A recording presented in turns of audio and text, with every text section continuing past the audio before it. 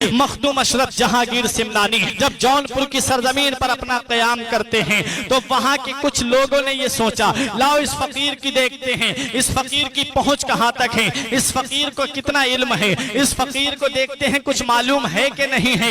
एक जिंदा शख्स को चारपाई पर लिटा करके लाए और लाने के बाद में कहा, हुजूर इसकी नमाज जनाजा पढ़ा दीजिए। मखदूम अशरफ जहांगीर सिमनानी ने निगाह विलायत से देख लिया और हदीस पाक भी है, मदीने वाले मुस्तफा इरशाद फरमाते हैं, इत्तकू बिफिरासतिल मुमिने फइन्नहु यंजुरु बिनूरिल्लाह, कि मोमिन की फिरासत बातिनी से बचो, बेशक वो अल्लाह के नूर से देखता है। और हजरत मखदूम अशरफ जहांगीर सिमनानी तो अली की आल हैं, उसके बेटे हैं जिसे बाबो मदीनतिल इल्म कहा जाता है, उसके लाडले हैं जिनके बारे में, जिनके वालिद के बारे में नबी ने फरमाया, मैं इल्म का शहर हूं और अली उसका दरवाजा है। उसके लाडले हैं सैयद मखदूम अशरफ जहांगीर सिमनानी वहां खड़े हुए हैं। आपसे जब उन लोगों ने कहा, हुजूर इसकी नमाज जनाजा पढ़ा दीजिए, इरादा ये था कि ये जिंदा है, जब ये नमाज जनाजा पढ़ाने के लिए खड़े होंगे तब ये शख्स उठ जाएगा, हम इस फकीर का मजाक उड़ाएंगे,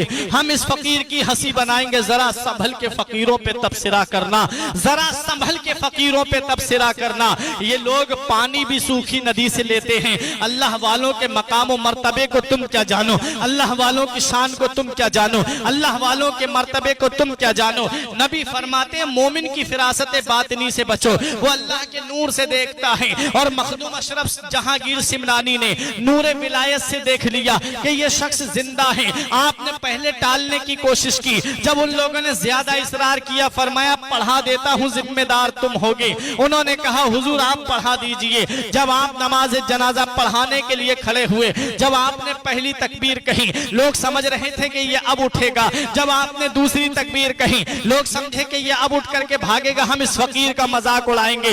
आपने जब तीसरी तकबीर कही, लोगों ने सोचा अब उठ करके भागेगा। जब आपने चौथी तकबीर कह के सलाम फेरा, वो शख्स नहीं उठता है। लोगों ने जब कपड़ा हटा करके देखा तो अब उसकी रूह उसके बदन में नहीं थी, बल्कि अब वो मुर्दा हो चुका था।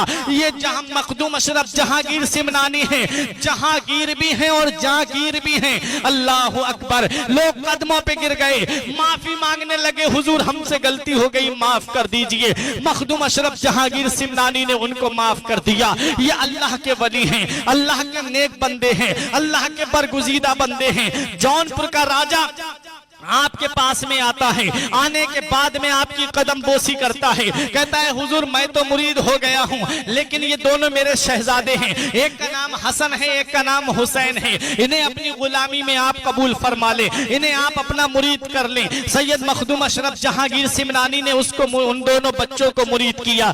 मुरीद करने के बाद में राजा कहता है, हुजूर मेरी एक ख्वाहिश है, मेरी एक तमन्ना है कि आप मेरी सल्तनत में रह जाएं, आप मेरी हुकूमत में रह जाएं, आप जहां भी ठहरे मेरी हुकूमत हो। हजरत गिरामी मखदूम अशरफ जहांगीर सिमनानी ने फरमाया, ठीक है मैं तेरी ही सल्तनत में ठहरूंगा।